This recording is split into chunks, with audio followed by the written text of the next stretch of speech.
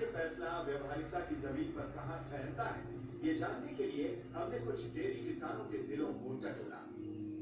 तो हम अभी सरगना में हैं और हमारे साथ दो डेयरी फार्मर्स हैं और जो हमें बताएंगे कि अगर भैंसों को ये जो नया रूल लागू हुआ है उसके दायरे से बाहर नहीं किया गया तो आप पे क्या बीतेगी, इस पूरे कारोबार जो डेयरी फार्मिंग का कारोबार है इस पे क्या बीतेगी।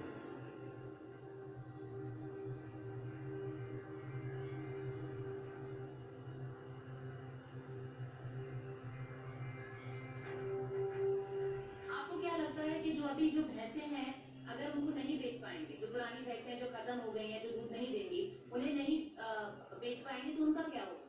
बस रोड पे छोड़नी पड़ेगी, कौन खिलाएगा। रोड पे छोड़ेंगे, रोड पे गिरेंगी खाली दूध, वरना कुछ ना कुछ इंतजाम करा जाएगा। अब काम इस तरीके से तो काम ही नहीं कर सकते हम। इदरीस एक डेयरी किसान है। इनके फार्म में 700 भैंसें हैं, जिनमें से 150 भैंसें हर साल दूध देने के अयोग्य हो जाती है। इदरीस कहते हैं कि सरकार के फैसले से तो उनका धंधा ही बैठ जाएगा। लगभग मेरे पे 700 भैंस के करीब है यहाँ। 700 भैंसों में लगभग 150 भैंस के करीब खराब हो जाती है साल में, जो हमें स्टार्टर भेजनी पड़ेगी। अगर नहीं भेजेंगे तो काम बिल्कुल ही चल नहीं पाएगा। एक भैंस लाख के करीब होती है जो खराब हो जाती है, तो 40,000 के करीब हो जाती है, 60,000 उसमें घटते हैं। अगर वे 40 भी हाथ नहीं रहेंगे तो फिर क्या, किस तरह से बनेगा। इदरीस की बातों पर गौर कीजिए। वो कह रहे हैं कि जो भैंसें दूध नहीं देंगी उन्हें कोई क्यों खरीदेगा, काटने के लिए ही ना। और सरकार चाहती है कि भैंस दूध दे या ना दे, काटने के लिए बेची ना जाए। आखिर ये क्या बात हुई। 300 गरीब आदमी है, सब बेरोजगार होंगे, क्या करेंगे, खाली रहेंगे। मैं तो बेकार होऊंगा ही, साथ साथ उनका भी रोजगार खत्म हो जाएगा। अभी क्या करेंगे, अगर भैंस को आप नहीं बेच पाएंगे तो क्या होगा उन भैंसों का जो यहाँ पर है, जो दूध देना बंद कर रही है, उनका क्या होगा। बस उन्हें तो हम रख ही नहीं पाएंगे, फिर तो खुली गिरेंगी। वो क्या होगा, पहले छोड़नी पड़ेगी। किसके बस की रखा है 300 350 रुपए इन्हें पर डे खिलाया जाए। इदरीस के डेयरी फार्म में ही हमारी मुलाकात हाजी मोहम्मद याकूब से हुई, जो खुद भी डेयरी फार्म चलाते हैं। हमारा पूछना भर था कि हाजी याकूब के दिल का गुबार फूट पड़ा।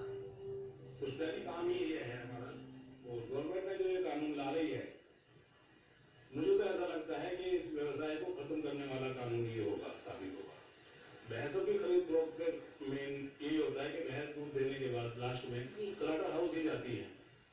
या गवर्नमेंट ने कुछ और सोच रखा होगा, भाई गौशाला की जगह भैंसशाला भी शायद खोल ले, और हम जितने भी पशु फार्मर हैं इनको बेरोजगार करने का एक नया तरीका शायद सोच रही हो।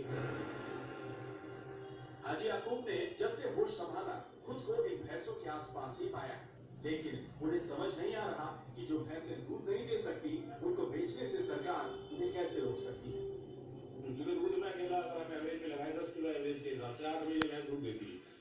अब 10 किलो दूध अगर 400 रुपए रोज का दिया गया भैंस ने, तो 500 रुपए का दे दिया, उसमें खर्चा भी है उसका, तो 100 रुपए का भैंस बचाती है। तो अंदाजा लगाइए आप, 240 दिन में कितना, 224